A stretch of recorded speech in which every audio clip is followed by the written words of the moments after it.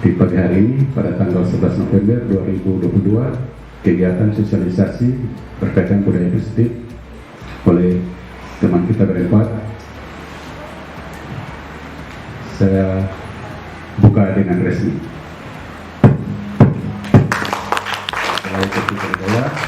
Assalamualaikum warahmatullahi wabarakatuh dan selamat pagi.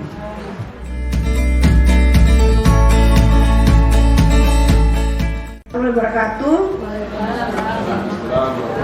Selamat pagi. Yang saya hormati Bapak Kepala Sekolah, Bapak Ibu Wakasek, serta rekan guru SMA Negeri 1 Halmahera Barat yang saya banggakan. Alhamdulillah, pada kesempatan pagi yang berbahagia ini, kita semua bisa hadir dalam ruangan ini. Pada kesempatan kali ini, izinkan saya untuk berbagi materi mengenai disiplin positif, nilai-nilai kebajikan universal, dan keyakinan kelas. Beliau adalah Ki Hajar Dewantara. Beliau mempunyai banyak filosofi pendidikan yang bisa kita terapkan dan implementasikan di sekolah. Salah satu filosofi KHD seperti yang Bapak Ibu lihat. Nah, di sini guru mempunyai peranan penting dalam disiplin positif atau lingkungan positif. Guru menciptakan lingkungan belajar dengan aman dan nyaman sehingga semua guru dan murid harus saling belajar, saling bekerja sama, saling mendukung sehingga timbul kebiasaan baik, sehingga mempunyai siswa yang mempunyai karakter baik, sehingga timbullah lingkungan yang positif. Disiplin bukan hanya pada aturan di kelas ataupun di lingkungan kelas, tapi disiplin di sini dalam segala hal, tingkah laku, berpakaian, tata tertib, pembelajaran dan sebagainya yang berada di lingkungan sekolah yang harus disepakati. Makna disiplin berasal dari bahasa Latin disciplina yang artinya belajar. Makna asal dari kata ini berkonotasi dengan disiplin diri dari murid-murid Sokrates dan Sosialata. Disiplin diri membuat orang menggali potensinya menuju sebuah tujuan apa yang dia hargai. Berikut adalah dokumentasi kesepakatan kelas yang saya buat. Di gambar pertama, saya membagikan stick note kepada siswa. Kemudian siswa bersama-sama membuat kesepakatan kelas tersebut di kertas karton. Kesepakatan itu ditempel di dinding yang ada di kelas masing-masing.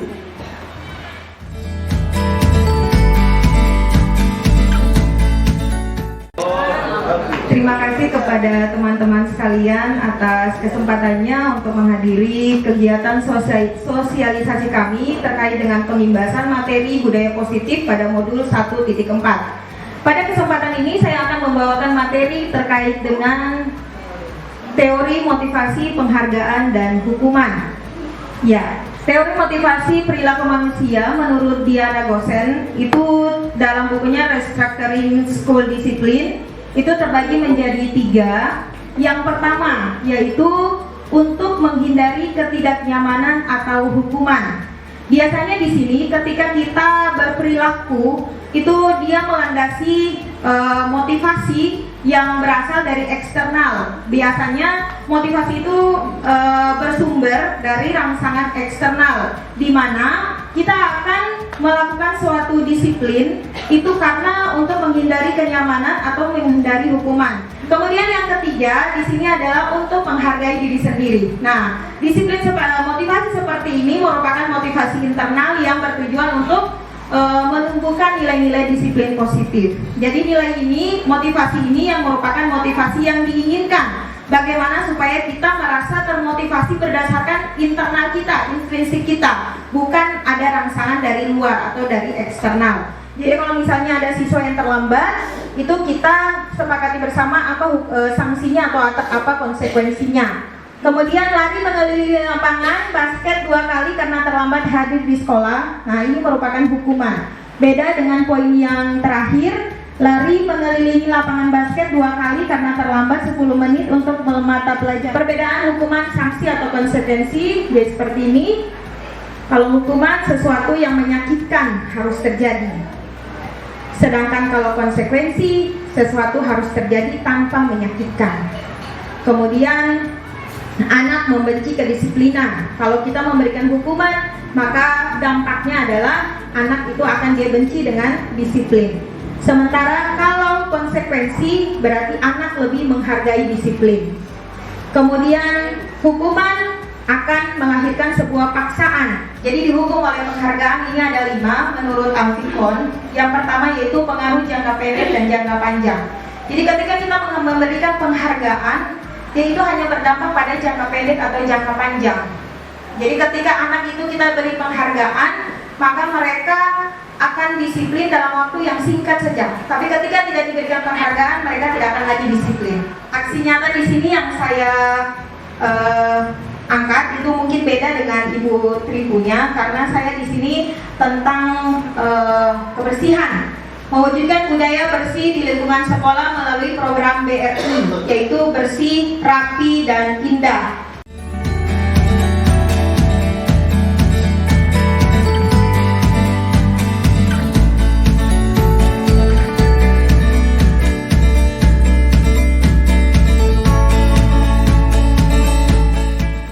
Ya, baik Bapak Ibu, saya akan membawa materi dengan 5 posisi kontrol guru.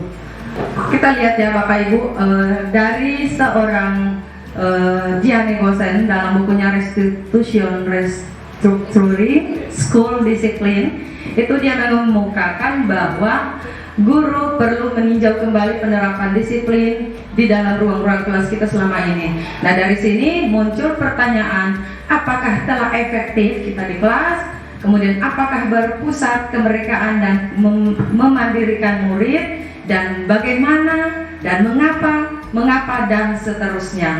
Kita di sini ada memang beberapa siswa yang memiliki karakter yang memang susah sekali untuk kita bina, walaupun kita sudah berulang kali tetapi saja masih melakukan pelanggaran tersebut, dan pada akhirnya posisi penghukum ini kita pakai. Posisi ini siswa itu akan memiliki penilaian diri yang buruk tentang diri mereka. Kenapa? Karena mereka merasa bahwa mereka sudah mengecewakan orang-orang tertentu.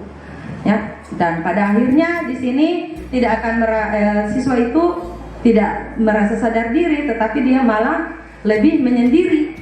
Dia merasa lebih, karena dia itu tidak ada apa-apanya, tidak ada artinya. Saya seperti ini, saya mengecewakan orang tua saya begini, karena bahasa-bahasa tadi. Kemudian kita lihat yang ketiga adalah posisi teman. Pada posisi ini guru itu tidak menyakiti murid, namun akan tetap berupaya mengontrol murid melalui bahasa-bahasa persuasi. Guru di posisi teman biasanya menggunakan hubungan baik, kemudian bisa berkelakar, ya, atau humor untuk mempengaruhi seseorang. Biasanya mereka menggunakan kata-kata, ayo bantulah demi saya ya, demi ibu ya, demi bapak ya, ayo. Kemudian posisi monitor ini sendiri berawal dari teori stimulus respon yang menunjukkan tanggung jawab guru dalam mengontrol murid. Jadi biasanya kita pakai apa ya, data-data, biasanya ada checklist. Oh, ini aturan, dia sudah melanggar aturan ini, poin pertama, ini poin ini. Sama dengan siswanya. Kemudian memotivasi siswa untuk mempertanggungjawabkan segala perilakunya dan mendukung siswa untuk menemukan solusi dari permasalahannya sendiri.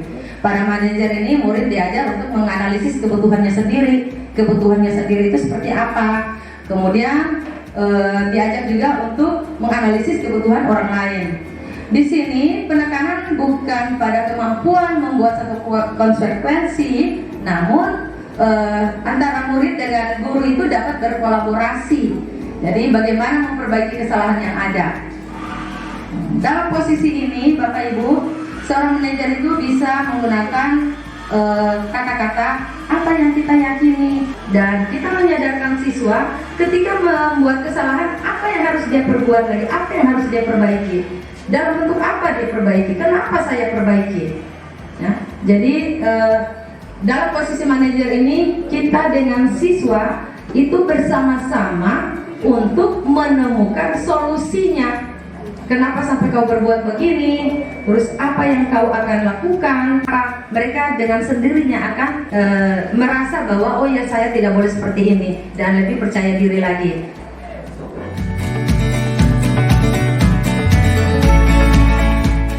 Baik Bapak Ibu,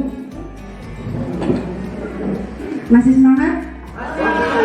Mantap, masih semangat? Atau perlu stretching dulu?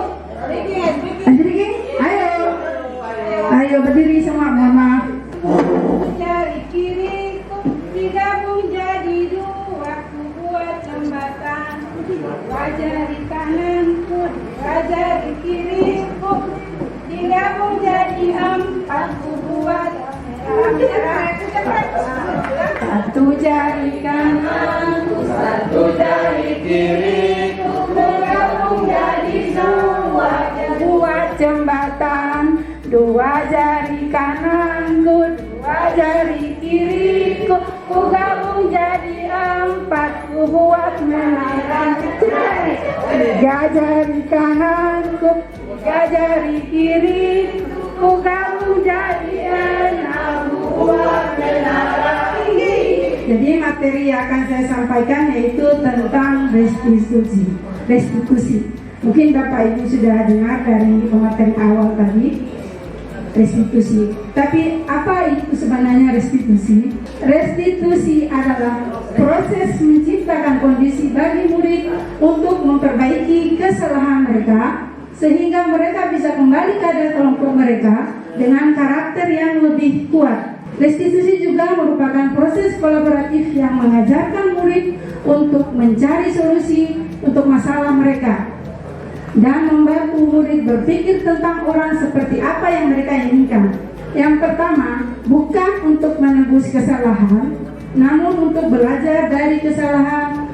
Kemudian yang kedua, memperbaiki hubungan. Dan yang ketiga, tawaran dan bukan paksaan. Pertama, kita menstabilkan identitas, memvalidasi tindakan yang salah. Kemudian yang ketiga, menanyakan keyakinan. Nah, kata-kata yang kita ucapkan itu ada contohnya di situ. Misalnya yang ini, menstabilkan identitas, ini kata-katanya, setiap orang pasti pernah melakukan kesalahan. Nih, kamu bukan satu-satunya yang pernah melakukan ini. Jadi pada saat kita datangkan anak untuk menyelesaikan kasusnya, misalnya kita dapat laporan dari seorang guru tentang anak itu, kita jangan salahkan guru itu atau anak itu, tapi mari kita sama-sama cari solusi kenapa sampai masalah itu terjadi, kenapa sampai anak itu tidak buat PR, gitu. Kenapa sampai anak itu guru masuk dia keluar? Berarti kan dia ada alasan untuk berbuat itu yang maksudnya.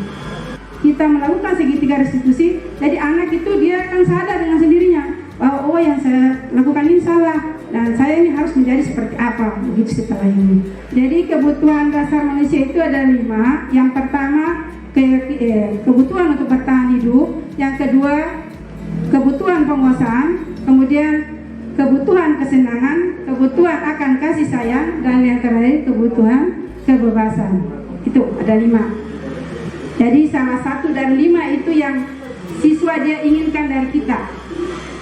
Nah, menurut teori kontrol, semua tindakan manusia, baik atau buruk, pasti memiliki maksud atau tujuan tertentu. Nah, ini menanyakan keyakinan kelas. Teori kontrol menyatakan bahwa kita pada dasarnya termotivasi secara internal.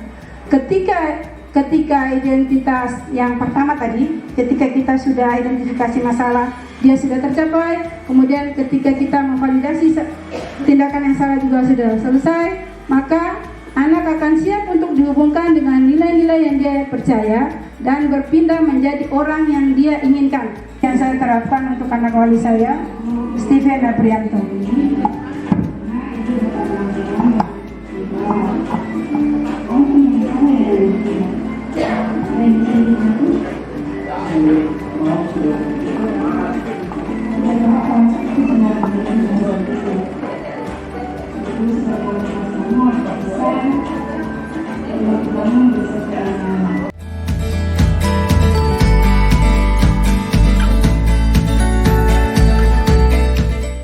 Untuk aksi nyata budaya positif yang saya lakukan, yaitu mewujudkan sikap peduli dengan melalui kegiatan Jumat Berbagi. Nah, ini videonya.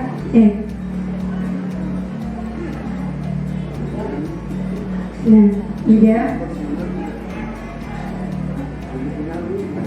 Untuk Jumat Berbagi ini kita sudah 2 kali melaksanakan pembagian. Nah, yang pertama tadi, ini yang kedua. Nah, kalau yang ini siswa penggalangan dana untuk bantuan sumbangan duka. Jadi dari harapan saya, bukan harapan saya saja, harapan kita semua, siswa ini bisa punya sikap peduli. Jadi dengan rasa pedulinya itu nanti akan muncul rasa kasih sayang, rasa saling menghargai, kemudian saling menghormati, bukan sesama teman, juga dengan gurunya.